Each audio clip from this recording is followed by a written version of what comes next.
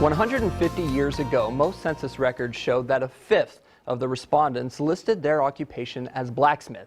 Today, obviously, there are very few people in America that still call themselves a blacksmith. But our Lance Schwartz found one of the few, the proud, the forgers of steel, and he's living in southeast Nebraska. Lance? All right, thanks, Josh. By day, Eric Klaus of Beatrice has a very 21st century job. He's a computer network administrator.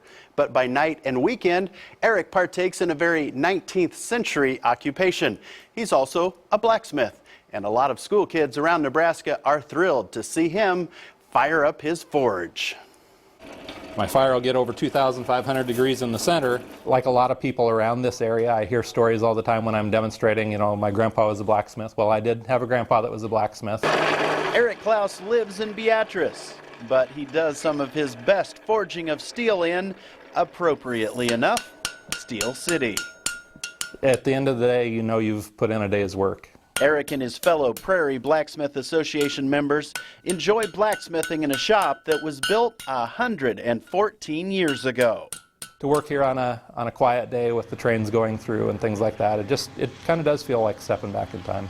This 1990 Odell High School graduate says that he had been mildly interested in blacksmithing for years.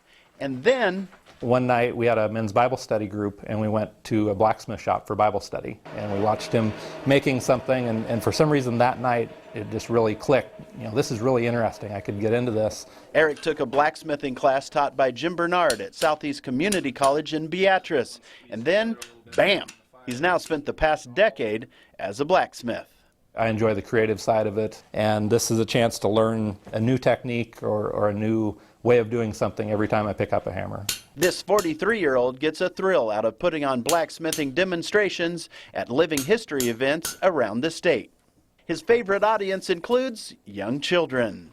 You know, when they see that piece of steel, they just can't imagine that a leaf is going to form on the end of that or that it's going to unfold into a cross.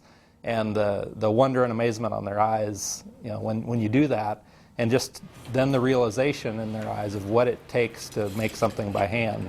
And I don't know how many times I hear kids that age go, I want to be a blacksmith when I grow up, because, you know, and then I laugh and I tell them what I do for a day job. But Eric is not only a blacksmith, he's an artist as well. Any of the items that I make are for sale. You know, a lot of times my items sell as fast as I make them, especially at the live demonstrations, because that's really when people see what it takes to make, you know, that bottle opener or that coat hook or something like that. People just are really interested in that whole process. Eric and his artist wife Robin have joined forces, and they now have a small sideline business called Klaus Creations. They sell their handmade items off their website, and they also sell through Flowing Stone Art Gallery in Beatrice. And I'm telling you, Josh, in this crazy assembly line, mass-produced world we live in these days, it really is nice to see something that is made with human hands, just like they did back in the good old days. And one of the things that I enjoy most about it is that he talked about the excitement on the kids' faces. And so hopefully this is something that maybe he'll be able to pass along to some of them. That's fire, of interest. pounding. What's not to like? That's good fun for kids and adults too. Absolutely. Thanks a lot, Lance. We'll take a last look at your forecast next.